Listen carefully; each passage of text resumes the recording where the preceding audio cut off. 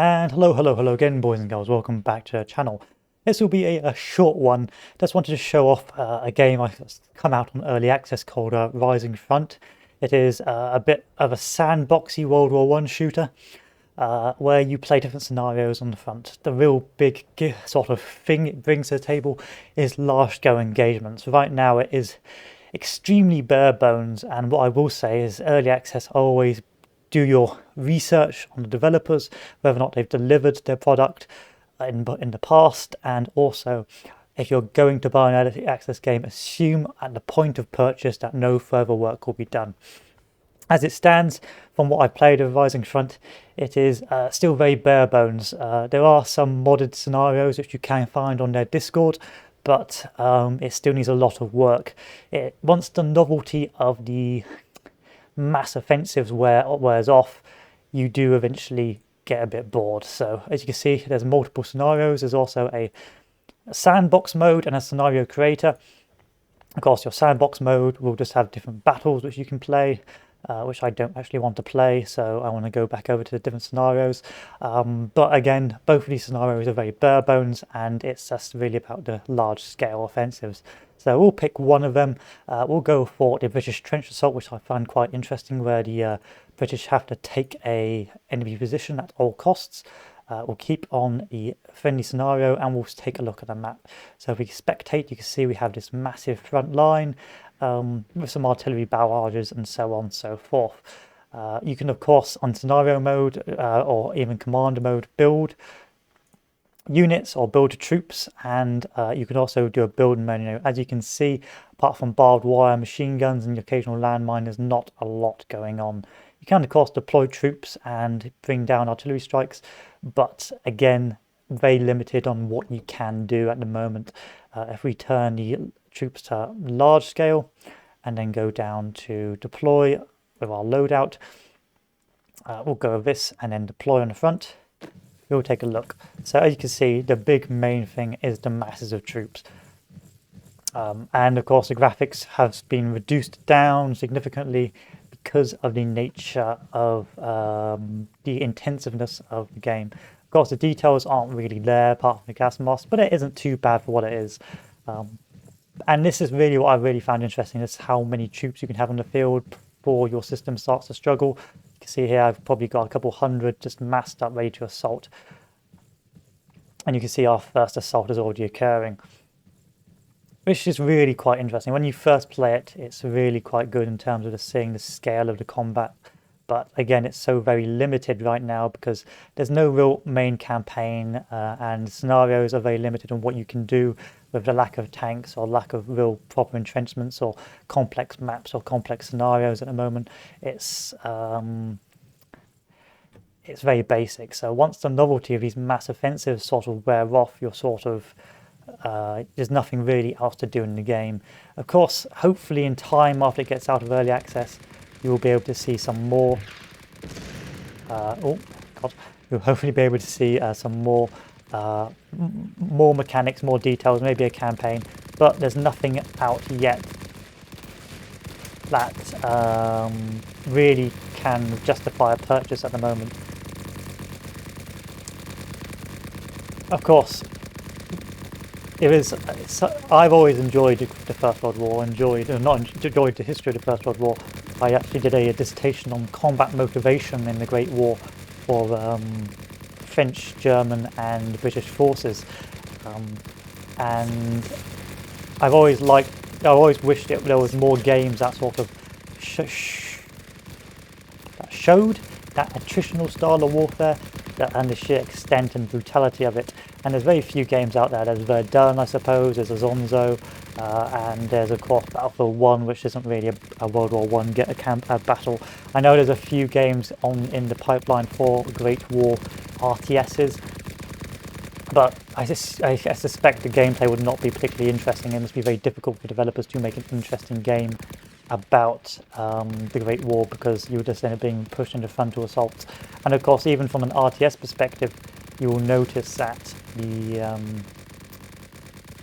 nature of the warfare isn't decisive wars and manoeuvre, but very limited attritional warfare. And so, of course, what tends to happen is players can perhaps get bored or feel like they're not achieving much. This is, of course, in line with, oh god, in line with the nature of the Great War. But unfortunately, I suspect there's not much of a market for the Zoomer audience. However, there is like, some glimmers of things I do find quite interesting. It does feel like there needs to be more work done. More work done, more weapons, more troops, and perhaps an actual campaign or an actual push scenario where you can spawn troops to push over the front. So I have a massive map and have several trench lines where you sort of need to push, like the old Flash game where you had to advance periodically, and it was sort of a war of attrition. Of course, you've got the Germans, the French, and the Russians, but this is really the game as it stands. Just a mass push and just watching just the lines of troops move forward. There is promise, but I get this as it stands. I can't justify buying it until more work is done. I believe the devs are also the guys who did the Colonial War or the War of Independence as a early access game, which has had limited,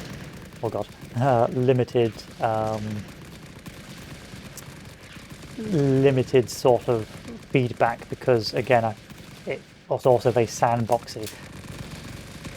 There isn't a workshop right now, but hopefully in time there is one.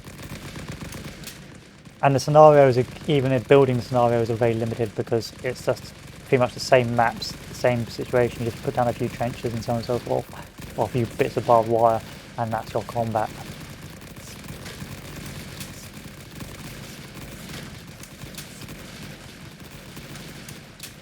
Of course, the sound effects are but for what it is, it's not worth the money for what it is right now. But you get the general idea of it. It's the novelty of the assault wears off after the first hour, well, first 20 minutes, I'd say, and then you get quickly bored. Still, it's still a feat of technical brilliance that they can get that many troops onto the field without a reduction to performance. However, even if you do your own scenarios and you do play some of the player scenarios, you do start to see a collapse in performance with the sheer hordes of troops. The AI is not genius, but it's not idiotic either. It can use emplacements and it does hold positions, and the command AI has some fairly good common sense.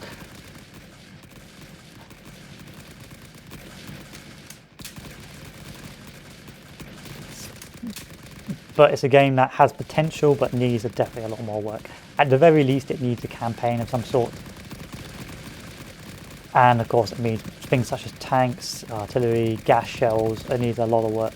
If you were to get a Great War game, I would recommend Verdun. Even though the player base is quite low, it still uses bots.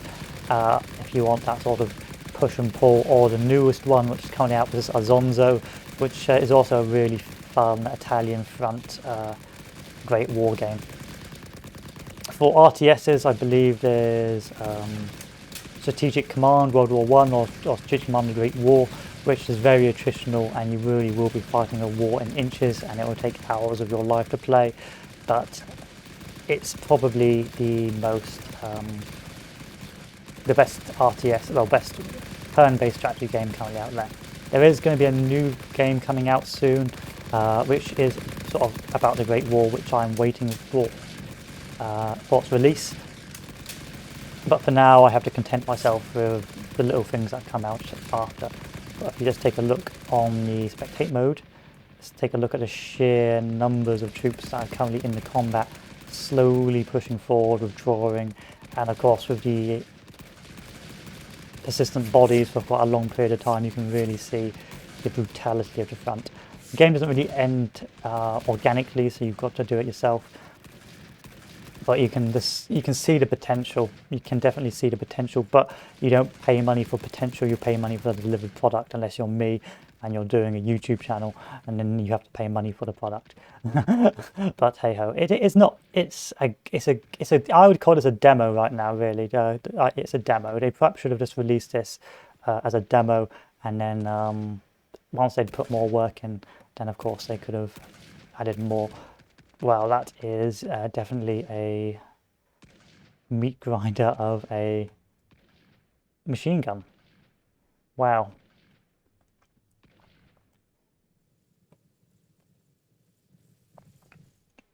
And if you so choose, you can do the command mode and spam hordes of troops and watch your RTS plummet. But there's just something that's really... The thing that really impressed me was just the sheer scale, but the scale alone is not enough to warrant a purchase. And of course, the detail isn't too bad. It's acceptable for what it's trying to do. Perhaps if they had some terrain deformation as well. So if they had a bit of terrain deformation. Oh wow, the Germans are doing an offensive. That would also be quite an interesting concept, because of course as the battle progresses you'll hopefully see more holes in the ground and things and stuff. I don't know if it's possible with the engine to do that, but I'd love to see some terrain deformation from artillery strikes. That would of course mean that you would watch the battle organically change the longer it goes on for, meaning that it wasn't just a case of watching hordes of troops go back and forth. It was also a case of slowly watching the ground change and adjust.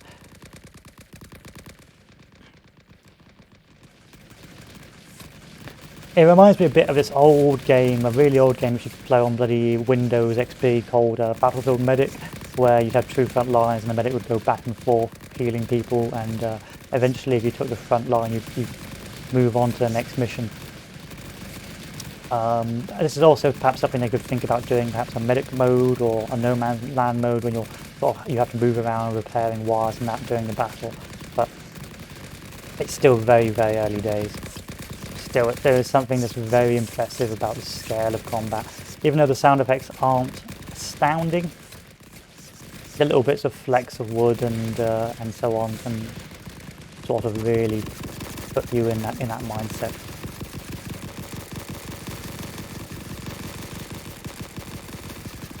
I mean, you just watch the field slowly get strewn with the casualties and waves of where they try to push and so on.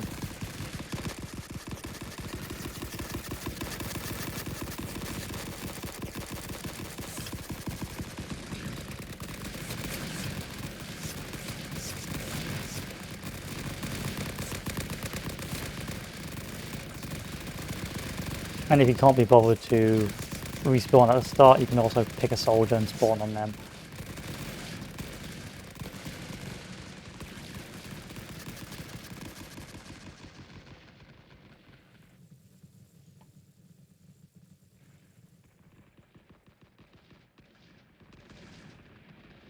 Anyway, take a look at the weapons, loadout.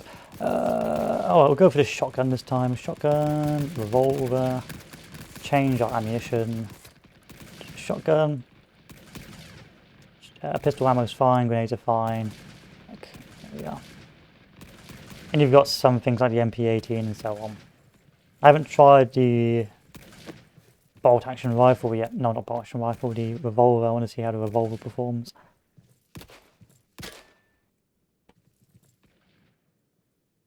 Sorry.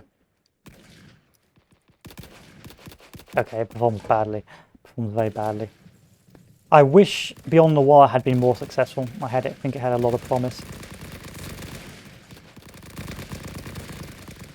But alas, its performance was so bad, and it had too much competition at the time with Hell Let Loose and Postscriptum, so I can understand why it didn't succeed. Which is a shame, but if its performance had been better, then it could have would have been something. There needs to be more sort of arcadey games, even the arcadey single-player games under Great War, because it's a period of history that's not very often covered. Even like if there was a Civil War, American Civil War arcade game. I mean, there are, but there's none that really puts you in sort of the chaos of combat.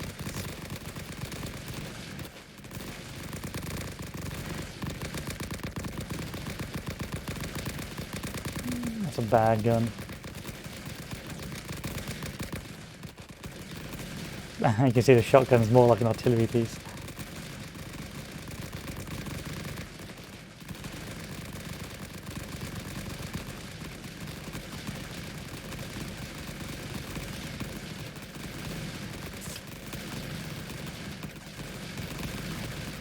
Back there are whiffs of promise. There's this little whiffs of promise you can see here. Like when you look around and think, God, this is the scale of this combat. But once the veneer of that promise is lifted and you realise that's what is on offer, you see it's very basic.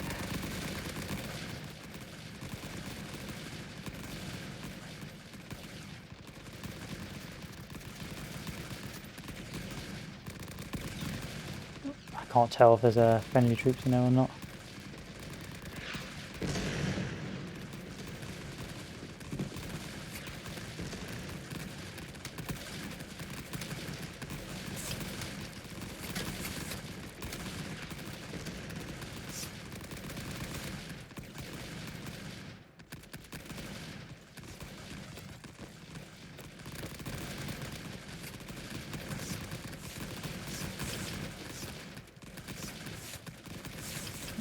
Clear the trenches.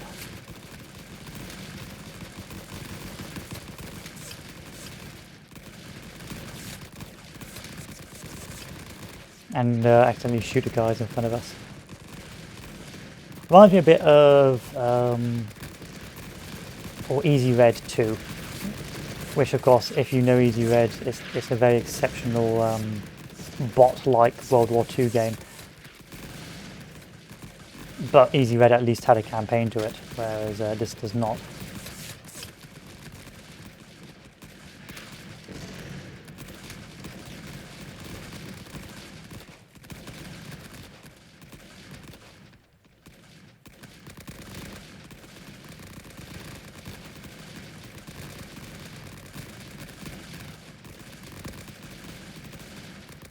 And of course, it also had a workshop. Easy Red 2 really was a good game. If it had a couple more developers, that really would have been an outstanding game. But you see here, this is where the game ends.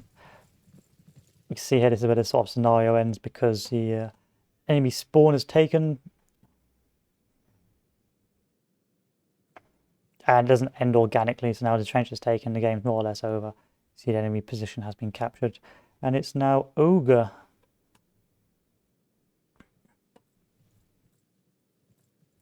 So we'll try one more scenario before we end it. Let's just show off a different scenario. Let's go with the... Ooh.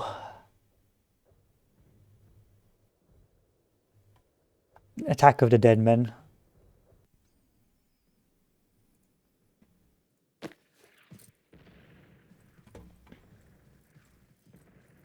See where the enemy spawns. Okay, it spawns there. So if we go to build map and we can put down some MGs. Yep. One. Go up here and put down another one.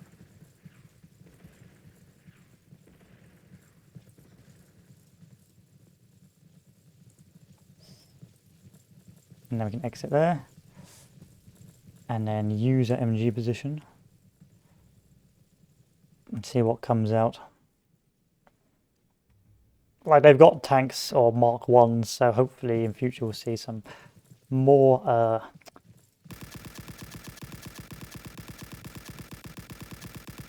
more work from the developer. I mean, it is early access, so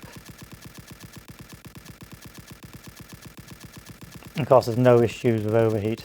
I'm going to chalk up to the water cooling of the Vickers, which everyone knows is the supreme way of cooling a weapon. Who cares about air cooling when you can water cool and then have a cup of tea after?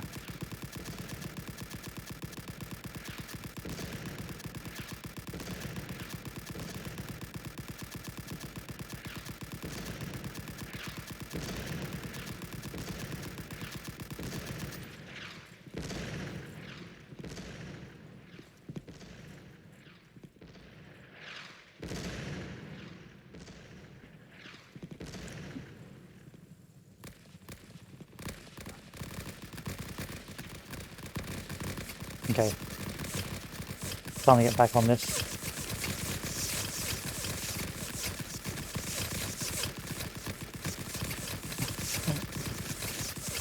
Okay,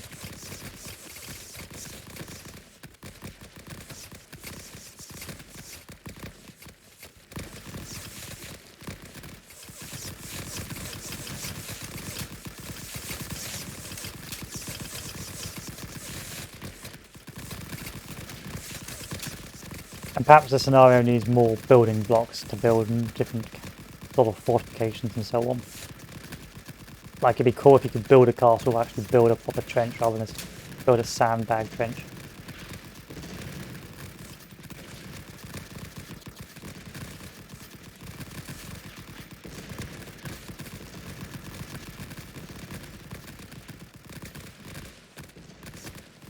That reminds me, I'm going to check to see if Bannerlord has got a new, a couple of new mods for Napoleonic era.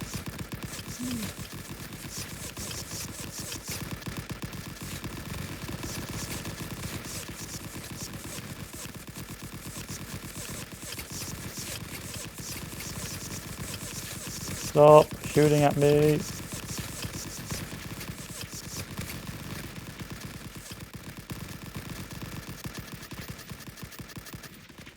Oh wow, the game is now truly blown up. Why is that?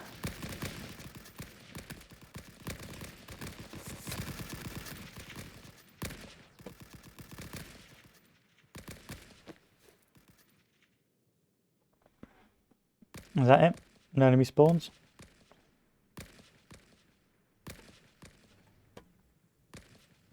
I mean, we could spawn some enemy if we so choose. We can go to command menu. Oh no, we can't because we're not on that side. Let's go to spectate. Spectate mode.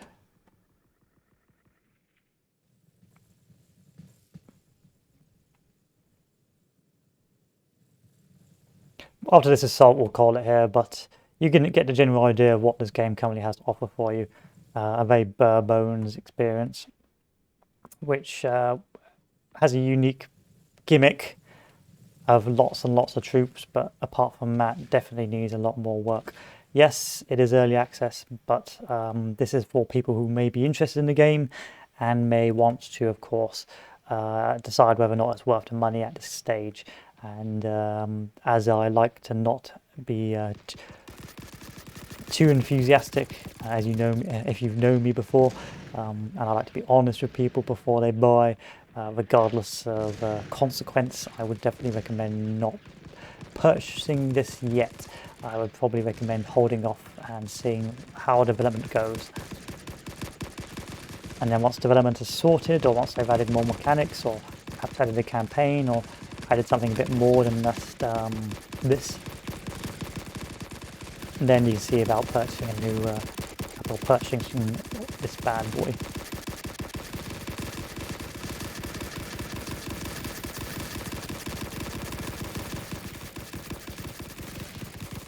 I mean, this used to impress me as a kid. Like as a kid, this would impress me, but as I'm older, I expect a bit more substance. Expect more than just scale.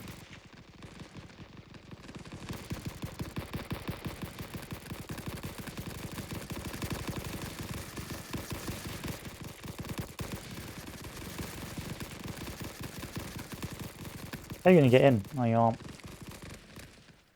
These guys are going to get in. I'll try to anyway.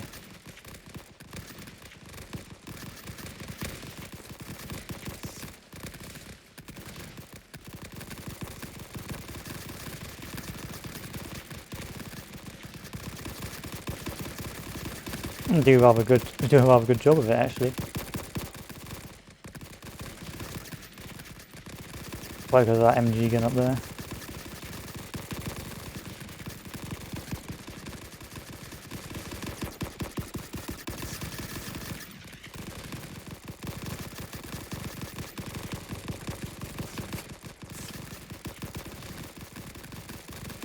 Let's follow this soldier, see how well he does.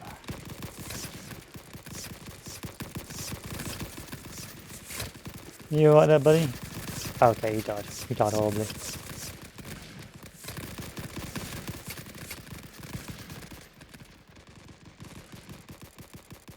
Anyway, that's the end of that offensive. So, let's call it here. That was a short video.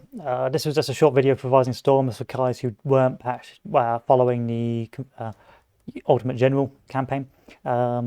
Just to see if you guys wanted to take a look at this game and see if it's worth the purchase.